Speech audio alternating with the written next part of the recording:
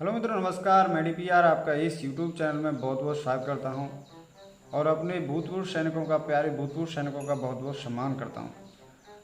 तो मेरे प्यारे भूतपूर्व सैनिकों, यहां पर हम लोग कई टॉपिक पे बात करने वाले हैं, जैसे कि आपका वन रैंक वन पेंशन और आपका जैसे कि एमएसपी है और फिटमेंट फैक्टर है और डीए और डीआर है। 18 महीने का डीए डीआर का क्या होना है, क्या क्या सरकार ने कहा है, क्या उसके फैक्ट हैं, उन सब पे हम बात करने वाले हैं। तो मित्रों, वीडियो में टाइम बिना खराब करे यहाँ पर हम लोग अपना टॉपिक शुरू करते हैं, वन रैंक वन पेंशन। तो वन रैंक वन पेंशन पर आपको पता है पिछले कई महीनों से जंतर मंतर पर कपिल फौजी भाई के संरक्षण में, सबका संघर्ष कमेटी के संरक्षण में यहाँ पर जोर तोड़ से यहाँ पर धरना प्रदर्शन किया जा रहा है और धरना को कुचलने की सरकार और यहाँ पर पार्टियां, अन्य पार्टियां बहुत ज़ोर से उसको दबाने के लिए लगी हुई हैं कि ये धरना बंद होना चाहिए।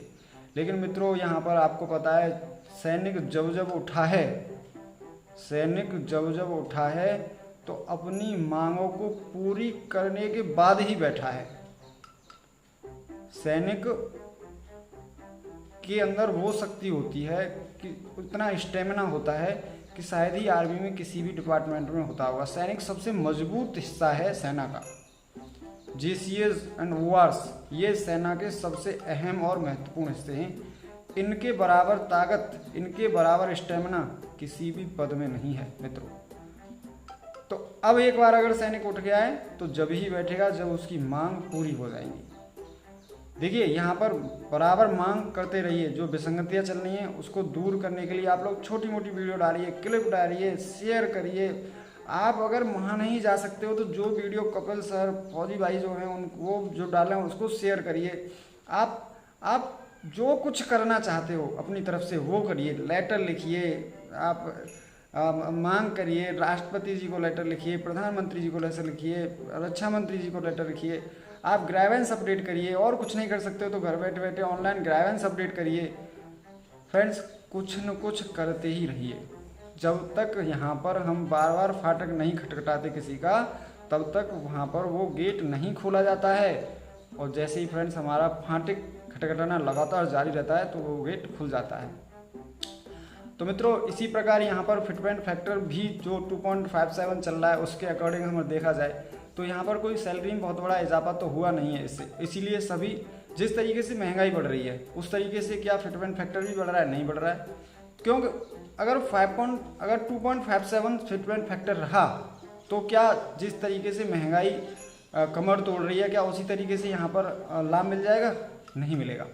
तो मित्रों, यहाँ पर अगर हमको पूरा पैसा चाहिए अपना, तो हमें मांग करनी होगी कि यहाँ पर सरकार को 2.57 से फिटमेंट फैक्टर 3.68 करना पड़ेगा।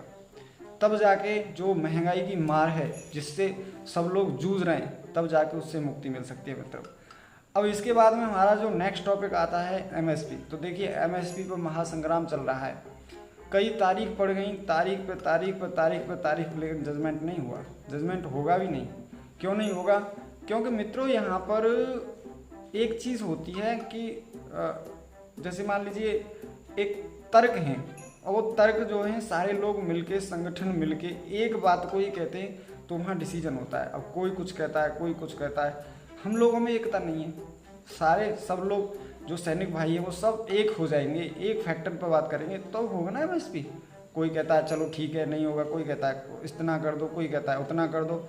अरे सब कहो कि बराबर हो तब बराबर होगा और एमएसपी बराबर होनी चाहिए। और हमें उम्मीद है कि जुलाई में सैनिकों की तरफ ये फैसला आ सकता है कि एमएसपी बराबर कर दी जाए और बराबर होनी चाहिए। बराबर देखिए, मैं आपसे क्या कह रहा हूँ, बराबर ही होनी चाहिए। आप उसमें 10,500 कर दो कि इतनी कर दो, बराबर ऐसा नहीं। बराबर तो बराबर ही होगी, तब जाके यहाँ पर मालूम पड़ेगा कि सैनिक की एक कीमत कितनी होती है। सैनिक की जान भी जो है वो बहुत ही बेशकीमती है, उसके परिवार के लिए, देश के लिए, रक्षा सेना के लिए। तो मित्रों, यहाँ पर अभी 18 मंथ का जो डीए डीआर रखा हुआ है उस पर कोई सरकार ने एक्शन नहीं लिया है और वहाँ पर चुप्पी साधी हुई है और कहा है उन्होंने एक यहाँ पर जवाब दिया है कि यहाँ पर हम लोग कुछ कर नहीं सकते क्योंकि जिस जो 18 महीने का डीए रोका हुआ है वो उस अवस्था में रोका गया है कि वहाँ पर सरकार को पास पैसा नहीं था। चलिए हम मान लेते हैं कि सरकार के पास बहुत ज़्यादा प्रेशर आया, बहुत ज़्यादा लोड आया और यहाँ पर जो आपका कोविड था उसमें सरकार कंगाल हो गई, ठीक है, एक तो ये फैक्टर है, ठीक है। अब दूसरी तरफ उसका दूसरा पहलू भी देखो। देखिए सरकारी कर्मचारियों की एक दिन की पेमेंट काटी गई, कितना पैसा बनता है? पूरा ऑल ओवर इंडिया के सरकारी कर्मचारियों की एक दिन की पेमेंट का काटने का मतलब कितना पैसा बनता है? चलो ठीक है। अभी जो नेता, अभिनेता, राजनेता, बड़े लोग जो भी हैं, उद्योगपति, बिजनेसमैन, उन्होंने जो दान दिया सरकार को, गवर्नमेंट को, वो कहाँ गया? चलो ठीक है साहब, वो भी खर्च हो गया। अब कोविड को जाए हुए कितना समय हो गया? क्या सरकार अपने उससे जो कर्जे से या घाटे से अभी उभरी नहीं? आपको पता नहीं है, हमको पता नहीं है कि डाटा क्या आता है।